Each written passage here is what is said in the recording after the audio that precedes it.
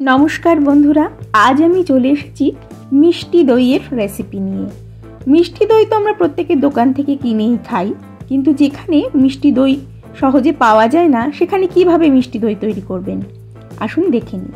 मात्र 3टी उपकरण दिएई दईटी तैरि सम्भव। एर जोन्नो लागबे टक दई, लागबे कन्डेंस मिल्क और लागबे इभापोरेट मिल्क। इभापोरेट मिल्कटा मूलत একটু ঘন করে রাখা দুধ। প্রথমে আমরা টক দইটাকে ভালো করে ফেটিয়ে নেব।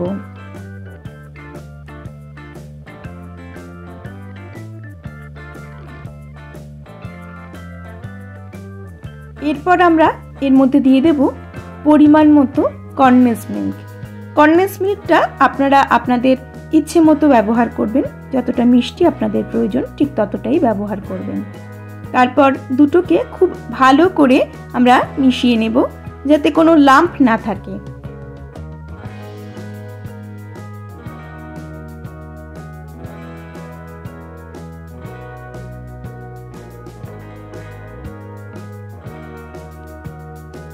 এরপর একটা বড় পাত্রে আমরা এই মিশ্রণটাকে ঢেলে দেব আর এর সঙ্গে মিশিয়ে দেব ইভাপোরেট মিল্কটাকে।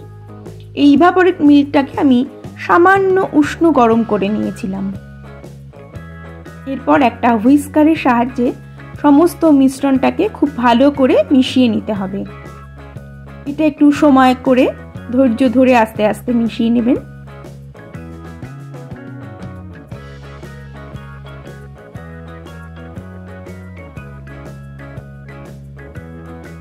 এরপর আমি একটা কেক টিন নিয়ে নিয়েছি। এই কেক টিনটার মধ্যে আমি মিশ্রণটাকে ঢেলে দিলাম। ওভেনটাকে আমি আগেই 275 ডিগ্রি ফারেনহাইটে প্রিহিট করতে দিয়েছিলাম।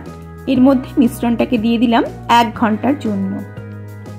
1 ঘন্টা পর ওভেনটাকে বন্ধ করে দিয়ে দেখে নিই দইটা কেমন হলো। দেখুন দইটা একেবারে জমাট বেঁধে গেছে। এরপর কিছুক্ষণের জন্য ওভেনের মধ্যে আমি রেখে দেব। তারপর বার করে ঠান্ডা করে 10 ঘন্টা ফ্রিজে থেকে জমতে দেব। এবার দেখুন আমি কেটে দেখাচ্ছি দইটা একেবারে সুন্দর জমাট হয়েছে, একটুও জল কাটেনি। রেসিপিটা কেমন লাগলো আমাকে জানাবেন, ভালো লাগলে একটা লাইক করে দেবেন। নমস্কার।